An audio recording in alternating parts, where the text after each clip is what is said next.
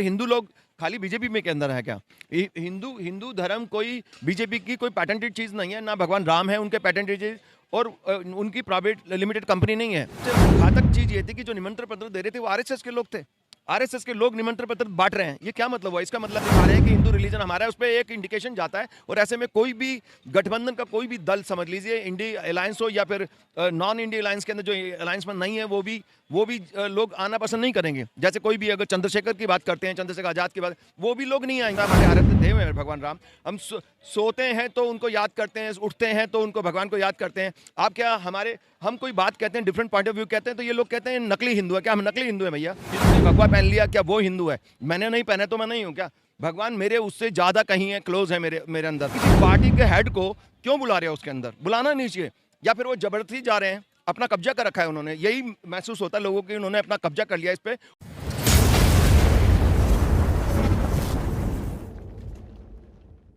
ये अभी 22 तारीख को जो राम जन्मभूमि मंदिर प्राण प्रतिष्ठा होनी है, कांग्रेस से तमाम इंडी गठबंधन के जो दल हैं उन्होंने बहिष्कार कर दिया है। तमाम तरह के बहाने दिए हैं। ममता बनर्जी का अलग बहाना है, तेजस्वी का अलग है, और भी कुछ है।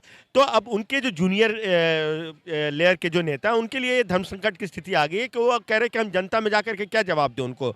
अब तो हम जनता के बीच जाकर के जय श्री राम का नारा भी नहीं लगा सकते। तो क्या मतलब बीजेपी ने तमाम विपक्षी दलों को अपने जाल में फंसाने लिया ये राम मंदिर के मुद्दे से?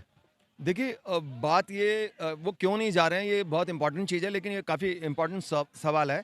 लेकिन वो किस वजह से नहीं जा रहे हैं, ये उससे ज़्यादा ज़रूरी है। कि जब सोनिया जी ने कहा कि ये प्रोजेक्ट कार्यक्रम है, हम इसलिए नहीं जाना चाहते, तो कहीं ना कहीं आपको लगता है कि बीजेपी ने पूरे मुद्दे को हाईजैक कर लिया है। एंड ऐसा लगता है कि जैसे उन्होंने भगवान राम के नाम को पैटर्न करा लिया है, और फिर हिंदू धर्म को उसको अपनी प्राइवेट लिमिटेड कंपनी की तरह देखते हैं वो। अब सबसे बड़ी चीज़ इसके अंदर, अगर वो जो राम सेवक हैं या फिर जो मंदिर प्रबंधक कमेटी के लोग हैं, वो लोग अगर निमंत्रण पत्र लेके जाते तो शायद ये अपोजिशन पार्टी वाले भी आ सकते थे। क्योंकि भगवान राम सिर्फ बीजेपी में नहीं मान्य है, वो तो सभी लोग मानते हैं उसके अंदर। फिर हिंदू लोग खाली बीजेपी में के अंदर है क्या? हिंदू धर्म कोई बीजेपी की कोई पैटेंटेड चीज़ नहीं है, ना भगवान राम है उनके पैटेंटेड चीज़, और उनकी प्राइवेट लिमिटेड कंपनी नहीं है। आप हिंदुओं को देखते हो तो वो बीजेपी में भी, कांग्रेस में भी है, कम्युनिस्ट पार्टी में भी हैं। अभी देखिए कम्युनिस्ट पार्टी में कविता कृष्ण वगैरह, डी राजा वगैरह, इतने सारे लोग हैं। तो वो क्या हिंदू नहीं है क्या? वो भी तो हिंदू है। एक पर्टिकुलर पार्टी वाले अगर इसको मोनोपलाइज करते हैं और उसको अपना बना के, अगर सबसे घातक चीज़ ये थी कि जो निमंत्रण पत्र दे रहे थे वो आरएसएस के लोग थे। आरएसएस के लोग निमंत्रण पत्र बांट रहे हैं, ये क्या मतलब हुआ? इसका मतलब कि we own Hindu religion, and आपको सबको बुलाया है हमने। शादी हो रही है, कोई फंक्शन हो रहा है, हम आपको बुला रहे हैं, हमारा है ये। वो दिखा रहे हैं कि अपनी ऑनरशिप दिखा रहे हैं कि हिंदू रिलीजन हमारा है, उस पर एक इंडिकेशन जाता है। और ऐसे में कोई भी गठबंधन का कोई भी दल, समझ लीजिए इंडिया अलायंस हो या फिर नॉन इंडिया अलायंस के अंदर जो अलायंस में नहीं है, वो भी लोग आना पसंद नहीं करेंगे। जैसे कोई भी अगर चंद्रशेखर की बात करते हैं, चंद्रशेखर आजाद की बात, वो भी लोग नहीं आएंगे, क्योंकि उनको जोड़ नहीं रहा है, कोई भी जोड़ नहीं रहा है। ये हिंदू रिलीजन को जोड़ने की बात नहीं है, तोड़ने की बात है। ये पोलराइज, हिंदू वोटों को पोलराइज करने की गेम है टोटल उसके अंदर। इसीलिए शायद वो नहीं आना चाहते। उनको लगता है कि ये तो प्रोग्राम इनका है। अगर भगवान राम का प्रोग्राम होता है, हमारे आराध्य देव है भगवान राम। हम सोते हैं तो उनको याद करते हैं, उठते हैं तो उनको भगवान को याद करते हैं। आप क्या हम कोई बात कहते हैं, डिफरेंट पॉइंट ऑफ व्यू कहते हैं, तो ये लोग कहते हैं नकली हिंदू है। क्या हम नकली हिंदू है भैया? तुम असली हिंदू हो क्योंकि तुम अटैक करते हो, हिंदुत्व वाली बात करते हो। हिंदुइज्म क्या हिंदुत्व है? क्या सनातन जो धर्म है कोई हिंदुत्व है क्या? उसके आड़ में आप सेफ्रनाइजेशन के एंगल से देखेंगे, क्या इसको भगवाकरण के एंगल से देखेंगे आप, कि जिसने भगवा पहन लिया क्या वो हिंदू है? मैंने नहीं पहना तो मैं नहीं हूँ क्या? भगवान मेरे उससे ज़्यादा कहीं है, क्लोज है मेरे अंदर। तो आप वो तो लोग बेचारे बहिष्कार करेंगे, वो कहने हो क्या रहा है तमाशा। अगर ये मंदिर प्रबंधक कमेटी, श्री राम मंदिर प्रबंधक कमेटी जो अयोध्या की, उन्होंने बुलाया होता अपनी तरफ से, तो ज़्यादा अच्छा होता। और मैं कहता हूँ कि जितने भी तमाम पॉलिटिकल दल हैं उनको इससे दूर रखना चाहिए था। हमारे धर्म के अंदर, हमारे हिंदू धर्म के अंदर के साधु संतों की कमी है देश में क्या? आप देखो कुंभ के मेले के अंदर कितने कितने बड़े बड़े साधु संत, अखाड़ा नागा साधु और शंकराचार्य, जगतगुरु शंकर, उनको बुलाना चाहिए था ना इन्विटेशन के लिए। आप किसी पार्टी के हेड को क्यों बुला रहे हो उसके अंदर? बुलाना नहीं चाहिए। या फिर वो जबरदस्ती जा रहे हैं, अपना कब्जा कर रखा है उन्होंने। यही महसूस होता है लोगों को, उन्होंने अपना कब्जा कर लिया इस पे, और एक स्पॉन्सर्ड प्रोग्राम की तरह है। इसीलिए शायद सोनिया गांधी जी ने बोला कि हम इसलिए नहीं आना चाहते क्योंकि ये एक स्पॉन्सर्ड प्रोग्राम है, प्रायोजित प्रोग्राम है, इसलिए नहीं आना चाहते। This is the reason. Sir, मेरा ये कहना था कि बेसिकली ये जो राम जन्मभूमि का जो मुद्दा था, इसको शुरू से आरएसएस ने लीड किया है बीएचपी के थ्रू, जो विश्व हिंदू परिषद है। तो, नहीं, मैं ये कह रही हूँ कि ये आंदोलन का जो इतिहास है, जानते हैं आप कब से शुरू हुआ है? हाँ, ये इतिहास नहीं, शुरू हुआ है कांग्रेस, ये बीजेपी कब से शुरू हुई है? 1980-82 से शुरू हुई पार्टी को। आप कहते हैं कि राम का जो मंदिर का जो आंदोलन है, राम आंदोलन तो वो छोड़ दीजिए, राम आंदोलन को ये लीड करते हैं क्या? आपने भारत के स्वतंत्रता संग्राम में इनका क्या रोल था? मुझे बताइए, रोल था इनका? अगर जब अंग्रेजों ने कहीं इनको, अगर स्वतंत्रता की बात भी हुई, उनको लगा कि हिंदू पक्ष को अगर हम आज़ादी का ये भारत का अगर ये बागडोर संभालते हैं तो वो हिंदू महासभा थी। आज कहाँ है वो हिंदू महासभा? उसको कोई पूछता भी नहीं है, ये लोग पूछ भी नहीं है। एक पार्टी विशेष की एक ये आयोजन हो चुका है, बीजेपी का आयोजन हो चुका है। यहाँ तक कि इन्होंने एक अलग से निमंत्रण पत्र देके, जबकि अखबारों में ये चर्चा थी कि उनको अडवाणी जी को भी नहीं बुलाया, मुनि मनोहर जोशी जी को भी पहले नहीं बुला रहे थे। फिर हम लोगों ने शोर मचाया, ये क्या कर रहे हैं आप? तो फिर उसके बाद उनको बुला रहे हैं, कह रहे वो आ रहे हैं अब, चलो ठीक है। लेकिन बाकी लोगों को बायकॉट करके सिर्फ ये मैसेज देना चाहते हैं कि मैं हूं तो मुमकिन है, भैया मैं ही सब कुछ हूं, मेरे को देख के वोट दो। कर्नाटक में क्या हुआ? भगवान राम के लिए बोला, इन्होंने खुद कहा कि बटन दबाओ, हनुमान जी का नाम लेके बटन दबाओ, तो वोट दबा बटन दबाओ तो हनुमान जी को याद करके लगाना। इसका मतलब क्या लोग क्या वहां पे हिंदू नहीं रहे? हिंदू हैं, लेकिन वो पढ़े लिखे हैं, साउथ के अंदर एजुकेटेड हैं। They can not be manipulated in the name of religion. धर्म के नाम पे आप राजनीतिकरण नहीं कर सकते। धर्म का राजनीतिकरण करके उसको आप अगर मोनोपलाइज करते हैं या फिर मैनिपुलेट करते हैं लोगों के दिमाग को, उनकी साइकी को, हाँ वो चीज़ गलत है, वो कर नहीं सकते। वहाँ के लोग जो है ना पढ़े लिखे हैं, वहाँ के लोग काफ़ी पढ़े लिखे हैं कर्नाटक के अंदर, और साउथ में ज़्यादातर एजुकेटेड लोग हैं। वो समझते हैं इस गेम को, वो फ्लॉप हो गया ना उनका मुद्दा, वहाँ का हार गए कर्नाटक के अंदर बुरी तरह से। तो यही मुद्दा यहाँ पे होने वाला है। जब जो भी लोग धर्म का राजनीतिकरण करेंगे, भगवान उससे रुष्ट होते हैं, भगवान नाराज होते हैं, और उसके बाद में वो हराएंगे इनको, ये बुरी तरह से हारेंगे। मेरे को लग रहा है कि भगवान बहुत दुखी है इनसे। पहले कभी भी होता, इंदिरा गांधी जी को क्या किया? Indira Gandhi was very powerful leader, उनको उन्होंने, भगवान ने यही चमत्कार दिया। अगर इनकी भगवान में ही आस्था है तो मैं भगवान के एंगल से समझाना चाहता हूं इनको। 77 में भगवान ने उनको सीख देने के लिए हराया कि तुम सुधर जाओ, तानाशाही मत करो, तानाशाही घमंड की बात मत करो। तुम कितनी अच्छी लीडर क्यों ना हो, तुम तानाशाही करोगी, इमरजेंसी करोगी, लोगों को पकड़ पकड़ के आवाज दबाओगी या उनको जेल में डालोगी। जेल में डालते फिर क्या हुआ? उसके बाद क्या हार गई ना वो? उसके बाद फिर दोबारा 80 में दोबारा आई, लेकिन उसका अंत भगवान ने फिर दूसरे तरीके से कर दिया। कहता ये तो मान ही नहीं रहे हैं, सिस्टम नहीं सुधर सकता। अब इनको भी भगवान मैसेज दे रहा है कि आप लोगों की आवाज मत दबा दीजिए। ये एक लोकतंत्र है, लोगों की आवाज दबाओगे, जो संवैधानिक जो अधिकार है लोगों के पास, जो फंडामेंटल राइट्स के हैं, बेसिक ह्यूमन राइट्स हैं, अब आवाज लोगों की आवाज बोलने नहीं दे रहे, लोगों को चलने फिरने नहीं दे रहे। कोई ऐसी जगह नहीं है जहां पे इन्होंने बायकॉट नहीं किया। आज मैं गांधी पीस फाउंडेशन में गया, वहां पे इतनी दयनीय हालत थी वहां पे कि वो बोल रहे थे कि सर कोई भी प्रोग्राम करना है ना तो डीसीपी ऑफिस से परमिशन लेके आइए। उन्होंने, पुलिस ने बोल रहा कि कोई प्रोग्राम यहाँ पे नहीं होने दे रहे, आप पहले परमिशन लेके आइए, उसके बाद हम यहाँ पे आपके पैसे लेके बुक करेंगे, वरना नहीं करेंगे। हमारे सारे हॉल खाली पड़े हैं। जब आप जंतर मंतर पे किसी को 2 घंटे प्रदर्शन नहीं करने दोगे तो कभी आंदोलन होगा भी नहीं।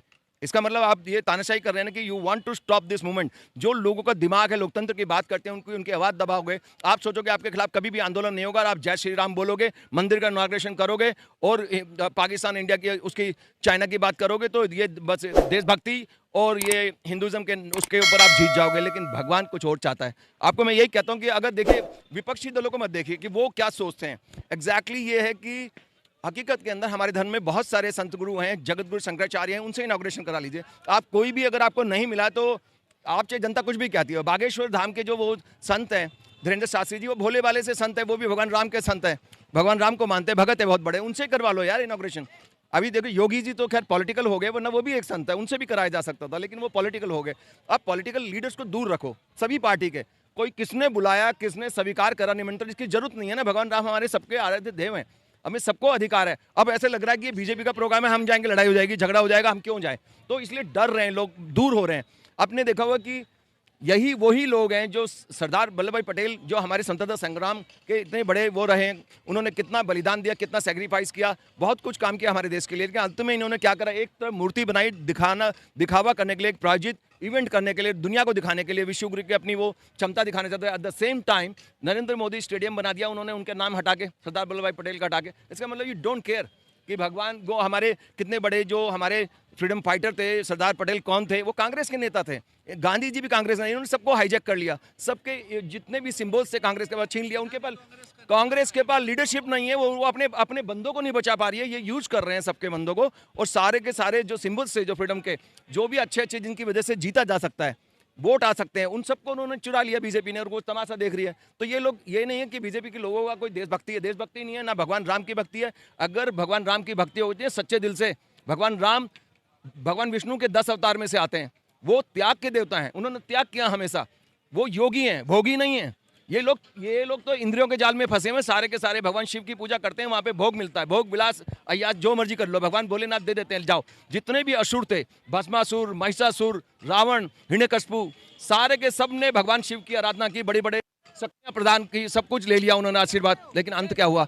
जब भी भगवान राम सामने आए, जब भी भगवान विष्णु सामने आए, भगवान शिव जी ने मदद करने से मना कर दिया। ना रावण की मदद करी, ना हिरण्यकशिपु की मदद करी, ना भस्मासुर की मदद करी, किसी की भी नहीं करी। जब नारायण सामने आएंगे, कोई भी जो इंद्रियों के जाल में लिप्त लोग हैं ना, ये सब हारेंगे, बहुत बुरी तरह हारेंगे, इनका पतन निश्चित है। अब ये चाहे अलायंस हो या ना हो, इट डजंट मैटर। ये दुनिया, ये लोग नहीं चलाते, घमंडी लोग, वो चलाने वाला ऊपर वाला ईश्वर है, गॉड, खुदा, अल्लाह, जो मर्जी बोल दो उसको, वो कोई नाम रख लो उसका। जमीन में 10 फीट 1000 फीट नीचे भी खोद के देखोगे ना, कीड़े मकोड़े मिलेंगे, उनको भी खाना देता है। कौन देता है? वो। उनकी भी संरचना है, जन्म होता है, मृत्यु होती है। समुद्र की गहराई में 20,000 फीट में देख लो, ऐसे ऐसे जीव जंतु मिलेंगे, उनका भी एक सृष्टि है, चल रहा है, उनके बच्चे होते हैं, वो एक प्रजनन क्रिया है वहां पे भी, उनको भी खाना देता परमात्मा। कोई तो है ना इस दुनिया में। ये कहते हैं कि मैं हूं तो मुमकिन है। अरे घमंड किसी का नहीं चला आज तक, रावण का नहीं चला। भस्मासुर भगवान शिव के पीछे ही भागा वो भस्म करने के लिए, उन्हीं से आशीर्वाद लिया। क्या किया? भगवान नारायण ने ताता थैया करा के खत्म करा ना उनको, 1 मिनट में खत्म कर दिया। जो हिरण्यकशिपु ये बोलता था, जो हिरण्यकशिपु ये बात करता था, मैं रात को मरूं ना दिन में मरूं, ना मैं अब मरूं ना कल मरूं, ना शाम को मरूं, ना सुबह मरूं, ना इंसान से मरूं, ना जानवर से मरूं, है ना, बोला था ना अंदर मरूं ना बाहर मरूं। कितने सारे वरदान ले लिए, कोई नहीं मार पा रहा था, देवताओं पे फतेह कर ली उसने। भगवान विष्णु ने 1 सेकंड में फाड़ के फेंक दिया कि नहीं? जब भगवान ने जो वो नरसिंह अवतार धरा, 1 सेकंड में चौखट पे पटका, यहां से 1 सेकंड में फाड़ के फेंक दिया। तेरी ऐसी की तैसी धूर्त मक्कारी की नहीं चलती भगवान नारायण के आगे, किसी धूर्त मक्कार की नहीं चली, ना रावण की चली, ना हिरण्यकशिपु, ना भस्मासुर की, ना महिषासुर की, किसी की नहीं चली, ना चलने भी देंगे। वो चलाते सृष्टि वही है भगवान नारायण। आप किसी भी एंगल से देख लीजिए, ये सब तो तमाशा हो रहा है यहाँ पे। आप लोग सोच रहे हैं हम कर रहे हैं, आप कुछ नहीं कर सकते। जब वो चाहेगा ना उड़ाना, 1 सेकंड में एक नया बंदा खड़ा करेगा, नई पार्टी खड़ी करेगा, और चाहे इलेक्शन कितने भी आप मैनिपुलेट करके जीत लो, वो चाहेगा परमात्मा तो वही होगा इस धरती के ऊपर, वही चलाता है। आप लोग नहीं चलाते। तमाशा बंद करो, आप जन सेवा की बात करो। जब बोलते हैं आप प्रधान सेवक हैं, तो सेवा की भाव लाओ। या आपने पार्लियामेंट की आपके अंदर क्या डाल रखा है? बिजनेस ऑफ पॉलिटिक्स, धंधा है यार आप लोगों के लिए। धंधा करते हैं आप लोग, किसी प्रांत के हैं, किसी राज्य के, सिर्फ आप धंधे के एंगल से राजनीति को देखते हैं। कहते हैं आप प्रधान सेवक है, लेकिन धंधा लिख रहे हैं आप वहां पे। आप देख लीजिए, सभी कोई भी ओपन कर लीजिए एप्लीकेशन, पार्लियामेंट की, संसद की एप्लीकेशन है, डाउनलोड करिए, उसमें लिखा हुआ है बिजनेस ऑफ पॉलिटिक्स, राजनीति का धंधा। राजनीति जबकि सेवा है, आप कह रहे हैं प्रधान सेवक है। अरे सेवक बन जाओ, वही बहुत है यार। जन सेवा करो। ये कितने जन्मों के बाद आपको मौका मिला, राजयोग मिला है आपको कि जनता की सेवा कर सको। देश के लोग 80 करोड़ को तो आप खाना देते हो, खुद ही कह रहे हो कि उनको भोजन भी नहीं मिलता, दाल चावल तेल कुछ नहीं मिल रहा उनको, तभी तो दे रहे हो आप लोग। एंडोर्स कर रहे हो अपनी बात से कि आप 80 करोड़ लोगों को खाना देते हो। इसका मतलब गरीब जनता है, भूखी मर रही है, बेचारे बेरोजगार। आप कहते हो 4 जातियां हो गई, युवा और गरीब, महिला, किसान। कोई सुखी है? किसान प्रदर्शन कर करके थक गए, उनको कुचल कुचल के मारा जा रहा है। युवा बेरोजगार घूम रहा है, गरीब भूखा मर रहा है, महंगाई देखो कहां जा रही है। लोग हाहाकार मचे, लेकिन आप अपनी गुमनामी में, अपने अहंकार में डूबे हो। और आप कह रहे हो 3 ट्रिलियन इकोनॉमी, 3 ट्रिलियन इकोनॉमी की बात करते हो, द सेम 3 ट्रिलियन इकोनॉमी की बात करते हो, the same time you are endorsing this fact. आप उसी समय इसको एंडोर्स कर रहे हैं, इस फैक्ट को, कि 80 करोड़ लोगों को आप राशन देते हो। तो ये 3 ट्रिलियन इकोनॉमी नहीं है, ये वो 3 ट्रिलियन इकोनॉमी है जहां पे 10 लोग, एक फैमिली के 10 लोग हैं, उनके पास 100 करोड़ रुपए आते हैं, तो 99 करोड़ एक ही बंदे के पास जा रहे हैं। अगर एक करोड़ रुपए कमा रहे हैं, अगर 1 लाख रुपए कमा रहे हैं, 10 लोग हैं फैमिली में, अगर सारे के सारे 90% सारा पैसा एक ही बंदे के पास जा रहा है और 9 बंदे के पास पैसा ही नहीं, तो बाकी लोग गरीब है ना देश के। आप 3 ट्रिलियन 5 ट्रिलियन इकोनॉमी का ख्वाब मत दिखाइए, झूठ मत बोलिए। झूठ का मतलब है अंत, खत्म। आप कितना झूठ बोलोगे, कब तक लोगों को झूठ बोलोगे? झूठ मत बोलिए, भगवान को स्वीकार कीजिए। अगर आप भगवान से डरते हो ना, तो भगवान से डरिए। जी सर। एक सवाल ये है कि अभी जो जनता ने जनादेश दिया, 5 राज्यों के चुनाव हुए, 3 जो, मैं नहीं मानता उसका जनादेश। ये ईवीएम, जनता कहते हैं कि ईवीएम घोटाला है, आप इसको बैलेट पेपर से कर लीजिए, या फिर आप ओटीपी से कर लीजिए ना। जब करोड़ों रुपए का लेन देन बैंक के थ्रू, एक ओटीपी के थ्रू हो सकता है, तो वाई यू आर स्केर्ड? किससे डर रहे हो आप? अगर आप सत्य हो, आप सही हो, आपको लगता है कि जनता आपके पास है, तो ओटीपी से कर लीजिए। ये वोट परसेंटेज जो 40-50 हो रहा है ना, ये 80-90% तक पहुंच जाएगा। घर घर से ओटीपी से लोग पे, आप घर घर से कर पाएंगे, और आपको पता लग जाएगा जीतते हैं हारते हैं आप नहीं तो फिर तो ये जो बैलेट पेपर से दोबारा वापस चुनाव कराने की मांग क्यों कर रहे हैं, जो कि कांग्रेस है या बाकी विपक्ष है? वो कह रहे हैं कि बैलेट पेपर से ही दोबारा चुनाव हो, जबकि अगर ओटीपी से नहीं हो सकता तो बैलेट पेपर से ही कर लिए, कम से कम इससे तो बेहतर होता, कम से तख्ता तो पलट सकता है। जो बंदा अन्याय करेगा उसका तख्ता।